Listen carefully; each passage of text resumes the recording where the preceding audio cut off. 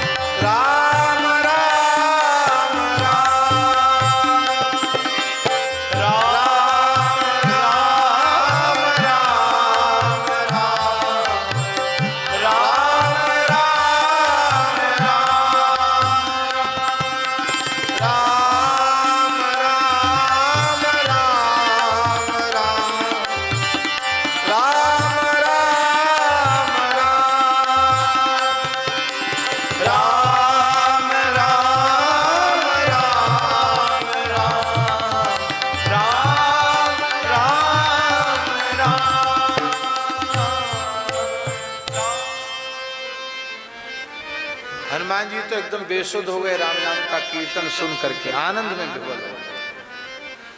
हनुमान जी उठे, वहां वाले हनुमान जी गुफा वाले, और उन्होंने हनुमान जी को हृदय से लगाया, अपने बगल में बिठाया।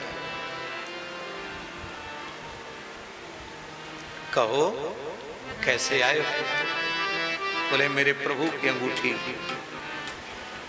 उनके हाथ से गिरी, उसको पकड़ने के लिए मैं दौड़ रहा हूं, पूरे ब्रह्मांड के कई कई चक्कर लगा लिए, ये अंगूठी आपकी गुफा में चली आई, उसी लेने आया हूं। तब उन्होंने कहा देखो इस कुंड में देखो। तो कुंड में देखो, उस कुंड में लाखों अंगूठियां थी, लाखों एक जैसे। बोले इनमें से जो हो उसको निकाल ले जाओ। तो महाराज इस कुंड में इतनी अंगूठियां कैसे भरी हुई हैं? बोले जब जब हनुमान जी को थोड़ा अपने मन में ये होता है कि मैंने ये किया, तब तक हनुमान जी अंगूठी व राम जी अंगूठी वाली लीला करते हैं। और अहंकार का नाश केवल कथा सुनने से होता है। तो तुमको कथा सुनने में लगाना चाहते हैं, इसलिए राम जी ने लीला की है। हमारे साथ भी यही लीला की थी, कोई चिंता की बात नहीं। और देखो कथा सुनकर जो तुम्हारे मन में संदेह हुआ ना, वो ठीक नहीं था।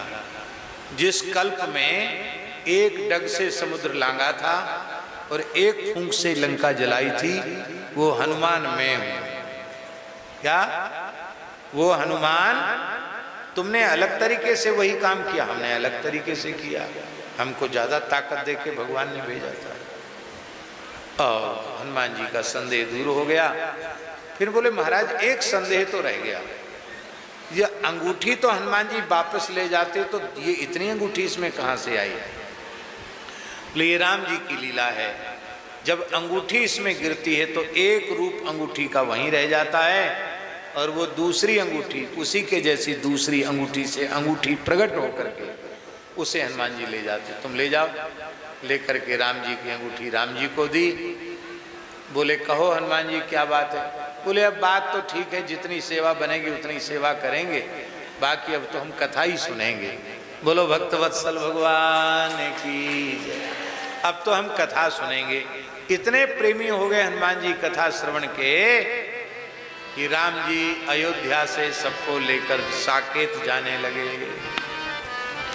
कीट पतिंग तक को लेकर के राम जी साकेत गए, सबको ले गए साकेत।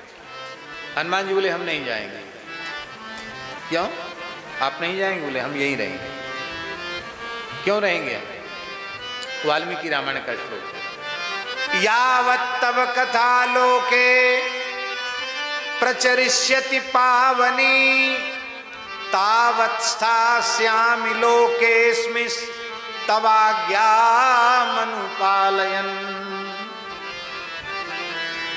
जब तक आपकी कथा इस धरती पर गाई जा रही है, तब तक मैं न शरीर त्यागूंगा और न धरती त्यागूंगा, तब तक इस धरती पर ही रहूंगा, आपकी आज्ञा का पालन करता हूं।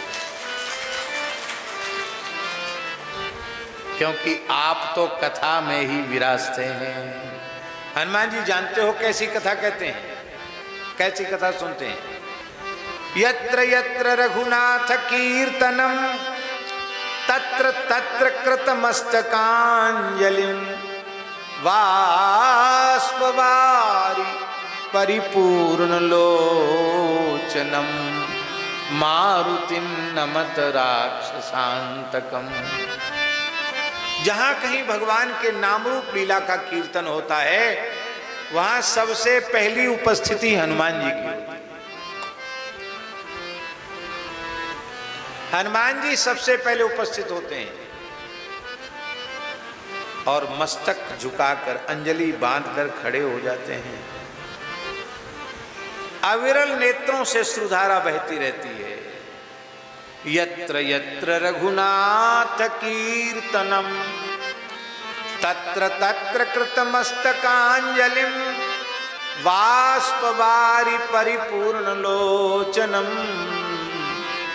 मारुतिं नमत राक्षसांतकम। ऐसे हनुमान जी को हम सब प्रणाम करते हैं। हनुमान जी कथा सुनने की प्रेरणा देते हैं। प्रभु चरित्र सुनिवे को रसिया, प्रभु चरित्र सुनिवे को रसिया, राम लखन सीता मन बसिया, राम लखन सीता मन बसिया।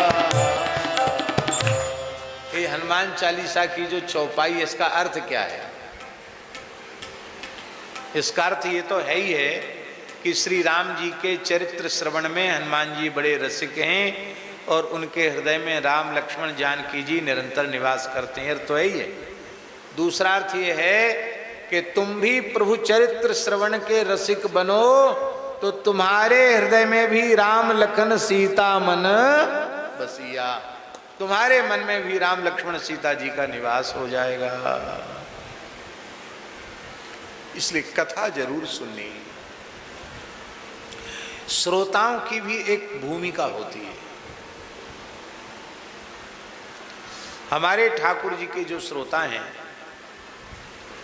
वो एकदम नए लोग उतना रसास्वादन नहीं कर पाते हैं, जो कई कथाएं सुन चुके हैं।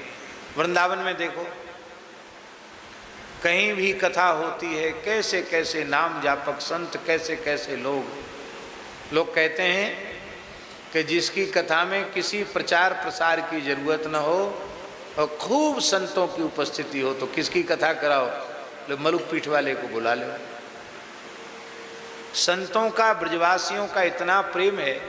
वृंदावन की स्थिति माता जी ये है कि बड़े से बड़ा विश्व प्रसिद्ध वक्ता वृंदावन जाए तो जितने श्रोता लेके जाएगा उतने श्रोता रहेंगे पास में। ब्रजवासी कोई नहीं जाता सुनने कथा, ब्रजवासी कथा सुनने ना जाए।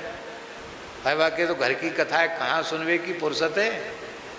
पर इन ब्रजवासियों की इस दास पर इतनी कृपा है कि चाहे नंदगाम में जाएं, चाहे बरसाने में जाएं और चाहे गिरिराज जी में जाएं, संत तो आते ही हैं ब्रजवासी कथा श्रवण करने। अभी 1 महीने की कथा है अपनी सूर श्याम गौशाला में, गुरु पूर्णिमा से श्रावण पूर्णिमा तक चंद्र सरोवर पर।